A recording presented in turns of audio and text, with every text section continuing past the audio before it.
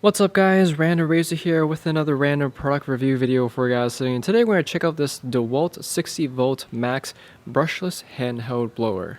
So of course, without further ado, let's slice this open and check it out. Anyways, I picked this off of Home Depot, and this should, I'm not actually sure what kind of battery this comes with. It may be a 3 amp hour or a 9 amp hour.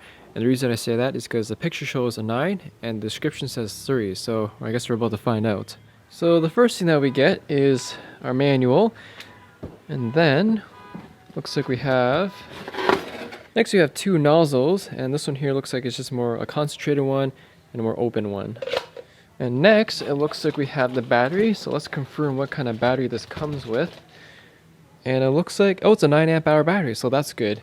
I was a little bit concerned because a 3 amp hour one wouldn't really last long with such a large device like this. Next on the top here we have the charger, and the nice thing about this is that it can charge both 20 volt, 12 volt, and 60 volt batteries. And last but not least, looks like we have the hose part of the blower, which you can see here. It's a gray color. And finally, the actual blower itself, which is not a fairly heavy device, so it definitely takes up a little bit of space. So let's take a quick overview of this blower and what it has to offer. So starting off with the main body here, we do have a large protective cage around the intake fan. Now because the intake fan is on the right side, this is primarily a right-sided or right-handed blower, meaning that if you hold this on your left side, which I've tried, the intake fan will start pulling your coat to your shirt because this part here has a lot of suction. On the top, you have a ergonomic rubberized handle. My only complaint about this trigger handle here is that because the trigger is so close to the body, your fingers actually kind of get stuck underneath sometimes when it's in the lock position. On the other side, you have two switches here. There is a lock switch on the front, so if you're carrying the blower around and you don't want to accidentally trigger it, you can lock the trigger in place to prevent it from accidentally turning on. And there's another switch here so that if you do want to turn it on and leave it on without having to hold the trigger, you can push this tab down to lock that in place. Moving downward, we have the spot where your flexible battery goes into. And this piece here, this is a little bit interesting. There's actually a belt on the inside part here. It looks like this is removable in case you need to unclog it or something. But there is a large belt in here that I assume the motor uses to spin the fan. And the last thing on the bottom here is this large plastic stand to obviously keep the blower up in place. My only concern with the stand here is that if you ever drop the blower, it probably would be the first thing that breaks on here just because it's such a large thin piece of plastic. Last but not least is this large hose that is attached to the blower, and it is removable, has the 60V Max brushless logo on it. And attached to this is the nozzle, which is easily removable to switch from the large nozzle to the thinner one. So I'll be honest, I didn't buy this leaf blower to actually blow leaves or debris. I bought this to clear snow off my car just because I think it's a much more practical and easy way to clear snow off your vehicle. Let's test it out.